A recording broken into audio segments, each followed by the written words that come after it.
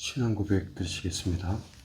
전능하사 천지를 만드신 하나님 아버지를 내가 믿사오며 그 외아들 우리 주 예수 그리스도를 믿사오니 이는 성령으로 잉태하사 동정녀 마리아에게서 나시고 본디오 빌라도에게 고난을 받으사 십자가에 못 박혀 죽으시고 장사한 지 사흘 만에 죽은 자 가운데서 다시 살아나시며 하늘에 오르사 전능하신 하나님 우편에 앉아 계시다가 저희로서 산 자와 죽은 자를 심판하러 오시리라.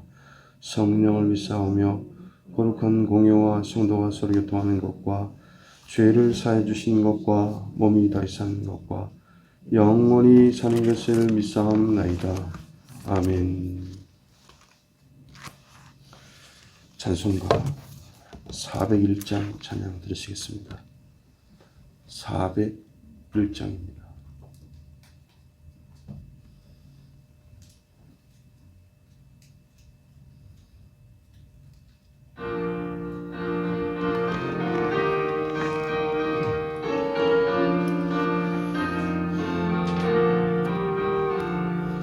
주의 곁에 있을 때 마음이 든든하오니 주여 내가 살 동안 인도하여 주소서. 주여 나를 인도하소서. 빠른 세상 살 동안 주여 인도하소서. 피난처인 예수여 세상 물결 험할 때 그 신은혜 베푸사 나를 숨겨주소서. 주여 나를 인도하소서. 빠른 세상 살 동안 주여 인도하소서. 세상 풍파 지난 후 영화로운 나라와 눈물 없는 곳으로 들어가게 하소서. 주여 나를 인도하소서. 빠른 세상 살 동안 주여 인도하소서.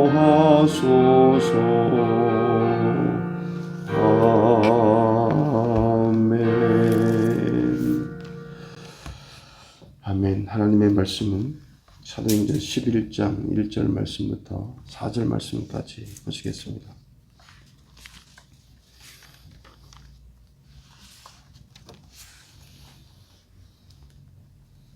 사도행전 11장 1절 말씀부터 4절 말씀까지 우리 함께 봉독합니다. 유대에 있는 사도들과 형제들이 이방인들도 하나님의 말씀을 받았다 함을 듣더니 베드로가 예루살렘에 올라갔을 때 할례자들이 비난하여 이르되 내가 무리 할례자들의 집에 들어가 함께 먹었다 하니 베드로가 그들의 이 일을 차례로 설명하여. 아멘. 하나님께서는 우리의 지경이 확대되는 그러한 축복을 허락하시는데 마음을 잘 열고 받게 하심으로 우리의 지경이 넓어지는 복을 주신다는 것입니다. 여러분들 오늘 본문 말씀을 읽었듯이 이 고넬료 이방인 백부장이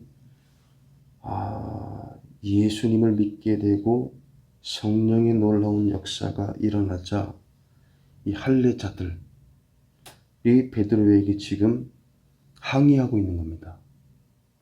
왜 이방인의 집에 가서 이런 일을 했느냐? 왜 무할례자 집에 들어가서 함께 먹고 마셨느냐? 자, 이 할례자들이 가지고 있는 편견이 얼마나 무섭습니까? 하나님께서는 환상을 통해서 이미 베드로에게 이방인들에게 복음을 전해야 된다라는 그 정말 역사적인 사명을 주셨잖아요. 그래서 베드로가 이제 4절 이후의 말씀에 변론하고 있는 내용입니다. 그래서 당신들이 가지고 있는, 우리가 가지고 있는 편견이 무서운 것이다. 하나님은 이방인의 선교를 원하신다.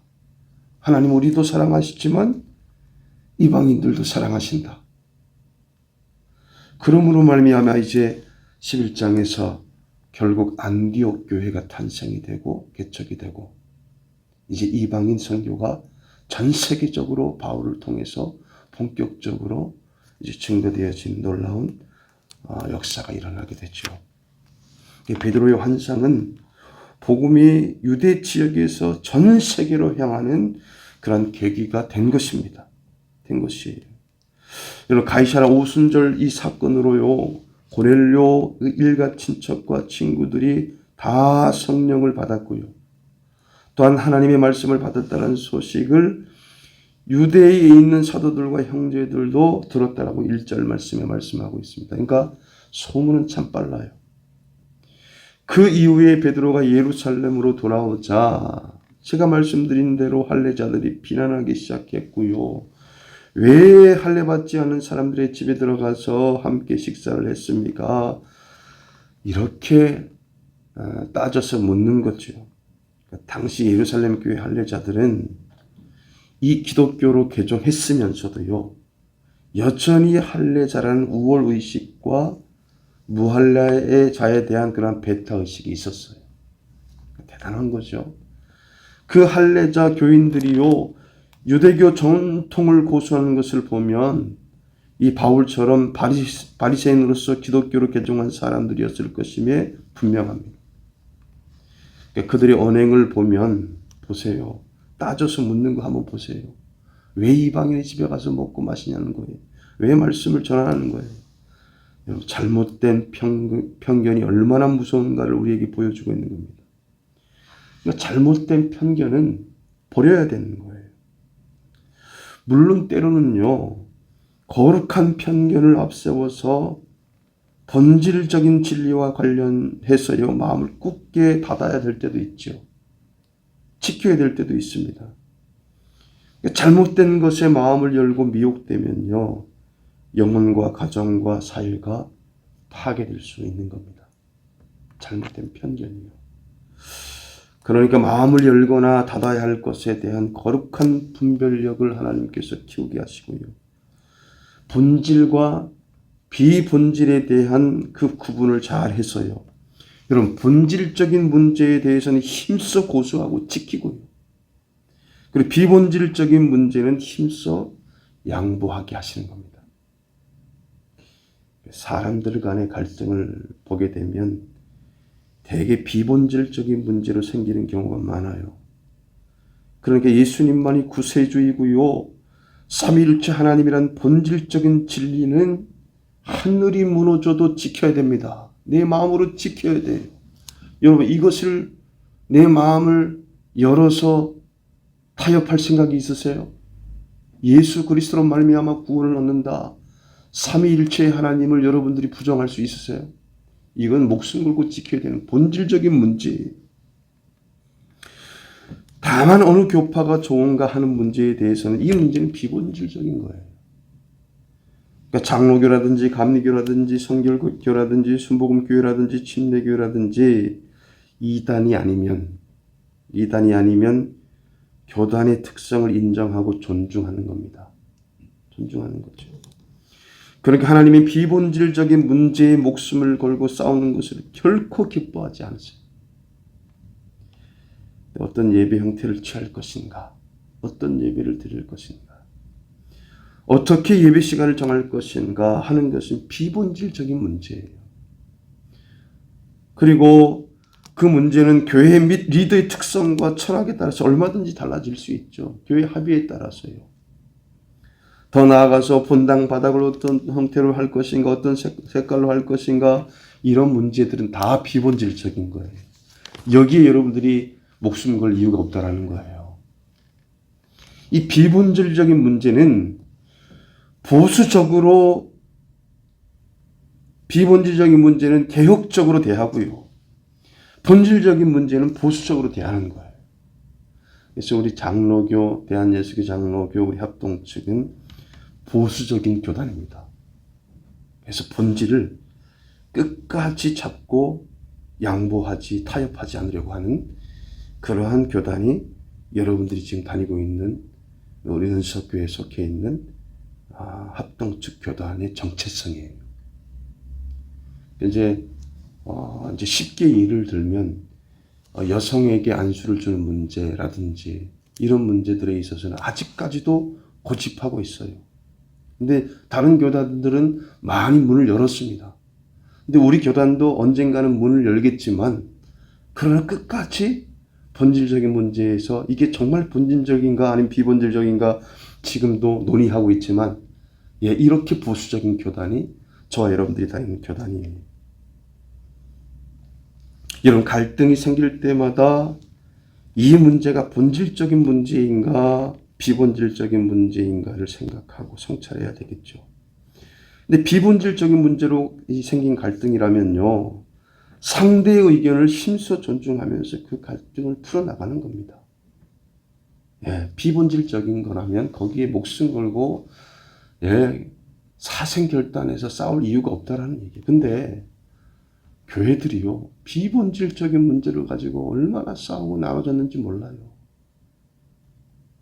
본질은 예수 그리스도 하나님 앞에 예배하는 것입니다. 복음입니다. 본질은. 그 외에 다른 것 가지고 언젠가도 말씀드렸지만 피아노가 오른쪽에 있어야 되느냐 왼쪽에 있어야 되느냐를 가지고 따지고 교회가 갈라진 교회도 있대요. 이 비본질적인 걸 가지고 이렇게 싸우다가 갈라져요.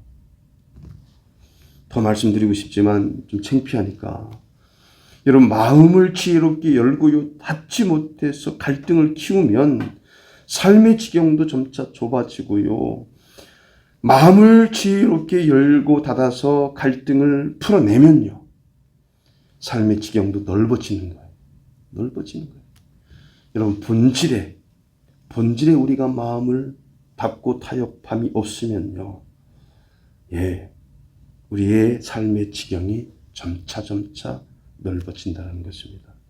하나님께서는 우리의 지경을 넓히시는데요, 마음을 잘 열고 닫게 하심으로 하나님께서는 저와 여러분들의 지경을 넓혀주시는 복을 하나님께서 주시는 것입니다. 기도하시겠습니다. 아버지 하나님, 은혜 고맙고 감사합니다. 얼마나 편견이 무섭습니까? 하나님, 베드로를 통해서 이미 이방인 선교를, 그 사명을 받은 베드로는 이 편견을 가지고 이렇게 하나님 아버지 따지는 하나님 할례자들을 향해서 얼마나 마음 아팠겠습니까? 복음은 누구나 듣는 것이고, 들음으로 말미암아 예수 그리스도의 대속의 죽음과 부활을 들음으로 구원받는 그 사실은 본질인 것입니다. 우리가 본질의 문제에서는 보수적으로 대하고 비본질적인 문제는 개혁적으로 대해서 하나님 갈등을 해결할 수 있게 하시고, 넉넉한 마음으로 우리의 지경이 넓어져서 하나님이 주시는 복으로 살아갈 수 있게 하나님 인도하십니다. 오늘도 귀한 하루 허락하셨습니다. 오늘도 정직하고 성실하게 이 하루를 살게 하십니다. 오늘도 내 인생 가운데 최고의 날로 삼으셨습니다.